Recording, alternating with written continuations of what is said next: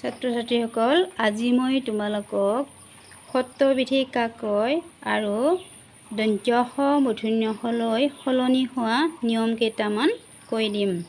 তোমালোকে শুনি যাবা। যি বিধি বা নিয়মৰ দ্বাৰা দন্ত্য স মূৰ্ধন্য ষলৈ সলনি হয় তাকে সত্ৰবিধি বোলে, যেনে বিষয়, ভৱিষ্যত ইত্যাদি। এতিয়া আমি কি পালোঁ, সত্ৰবিধি কাক কয় যে যি বিধি বা নিয়মৰ দ্বাৰা দন্ত্য স মূৰ্ধন্য ষলৈ সলনি হয় তাকে কি কোৱা হয়, সত্ৰবিধি বুলি কোৱা হয়। যেনে উদাহৰণ হিচাপে বিষয়, ভৱিষ্যত ইত্যাদি। এই বিষয়টোত কি হোৱা নাই, দন্ত্য স হোৱা নাই, মূৰ্ধন্য ষ হৈছে, আৰু ভৱিষ্যতো ঠিক তেনেকৈ মূৰ্ধন্য ষ হৈছে।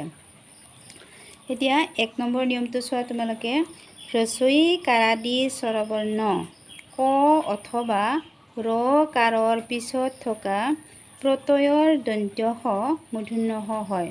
যেনে বিষয়, ভৱিষ্যত, ঈৰ্ষা, ঋষি, বৃষভ, কৃষ্ণ, মুমূৰ্ষু, শ্ৰীচৰণেষু ইত্যাদি। এইটো হ'ল প্ৰথম নিয়ম। তোমালোকে পাইছা প্ৰত্যয়। প্ৰত্যয় কাক কয়, প্ৰকৃতি বা মূলৰ লগত যিবোৰ বৰ্ণ বা বৰ্ণ সমষ্টি যোগ হয় নতুন নতুন অৰ্থযুক্ত শব্দৰ সৃষ্টি কৰে তাকে প্ৰত্যয় বুলি কোৱা হয়। গতিকে ইয়াতে আমি কি পালোঁ, হ্ৰস্বই কাৰাদি স্বৰবৰ্ণ ক অথবা ৰ কাৰৰ পিছত থকা প্ৰত্যয়ৰ দন্ত্য স মূৰ্ধন্য ষ হয়। যেনে বিষয়, ভৱিষ্যত, ঈৰ্ষা, ঋষি, বৃষভ, কৃষ্ণ, মুমূৰ্ষু, শ্ৰীচৰণেষু ইত্যাদি। ইয়াৰ পিছত ২ নম্বৰ নিয়মটো চোৱা। মূৰ্ধন্যত্ব বৰ্গৰ আখৰযুক্ত শব্দত মূৰ্ধন্য ষ হয়। যেনে দুষ্ট, ওষ্ঠ, মিষ্ট, কষ্ট আদি। মূৰ্ধন্যাত্ব বৰ্গৰ আখৰকেইটা তোমালোকে পাইছা, মূৰ্ধন্যাত্ত, মূৰ্ধন্যাৰ্থ, মূৰ্ধন্যাদ্দ, মূৰ্ধন্যাৰ্থ, মূৰ্ধন্য। গতিকে এইকেইটা আখৰযুক্ত হ'লে ইয়াৰ দন্ত্য সটো সদায় মূৰ্ধন্য ষ হয়। ৩ নম্বৰ নিয়মটো চোৱা। সু আৰু বি উপসৰ্গৰ পিছত থকা সম শব্দৰ দন্ত্য স কি হয়, মূৰ্ধন্য ষ হয়। যেনে সুষমা, বিষম, এইকেইটা হ'ল কি হয়, বি উপসৰ্গৰ আৰু সু উপসৰ্গৰ পিছত থকা সম শব্দৰ দন্ত্য সটো সদায় মূৰ্ধন্য ষ হয়। ৪ নম্বৰ চোৱা। ভূমি, গো, অংগু প্ৰভৃতি শব্দৰ পিছত দন্ত্যাহস্থ শব্দৰ দন্ত্য স আৰু যুধি শব্দৰ পিছত থকা স্থিৰ শব্দৰ দন্ত্য স মূৰ্ধন্য ষ হয়। যেনে ভূমিষ্ঠ, গোষ্ঠ, অংগুষ্ঠ, যুধিষ্ঠিৰ ইত্যাদি। ইয়াৰ পিছত ৫ নম্বৰ নিয়মটো চোৱা। ৫ নম্বৰ নিয়মটো আছে প্ৰত্যয় যোগ হ'লে চাক্ষুষ শব্দৰ আৰু হবিচ শব্দৰ দন্ত্য স মূৰ্ধন্য ষ হয়। যেনে চাক্ষুষ, হবিষ্য। চাক্ষুষ প্ৰমাণ হবিষ্যান্ন। গতিকে আমি কি পালোঁ যে প্ৰত্যয় যেতিয়া যোগ হয় তেতিয়া চাক্ষুষ শব্দৰ আৰু হবিচ শব্দৰ দন্ত্য সটো সদায় মূৰ্ধন্য ষ হয়। ৬ নম্বৰ।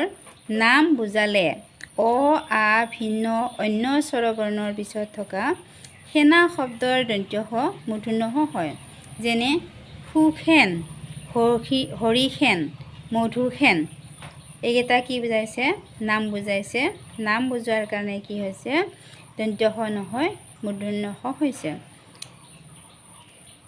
কিন্তু যদি নাম নুবুজায় তেতিয়াহ'লে কি হয়, দন্ত্য স মূৰ্ধন্য ষলৈ সলনি নহয়। যেনে যদুসেনা, কপিসেনা, এইবোৰতো নাম নহয়। গতিকে ইয়াতে কি হোৱা নাই, সেনাটো দন্ত্য স হৈছে, মূৰ্ধন্য ষ হোৱা নাই। এইবাৰ চোৱা ৭ নম্বৰ। কিছুমান শব্দ স্বাভাৱিকতে মূৰ্ধন্য ষ হয়।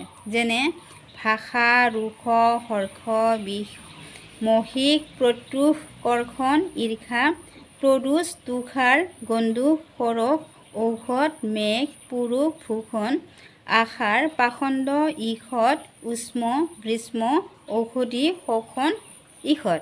এইকেইটা শব্দত কি হয়, স্বাভাৱিকতে মূৰ্ধন্য ষ হয়। গতিকে আজি মই তোমালোকৰ লগত সত্যবিধি কাক কয় আৰু সত্যবিধিৰ নিয়ম কেইটামান কৈ দিলোঁ। এইকেইটা তোমালোকে মুখস্থ কৰি থৈ দিবা। আজিলৈ আৰু বেছি আলোচনা নকৰোঁ, ইমানতে সামৰিছোঁ। ধন্যবাদ।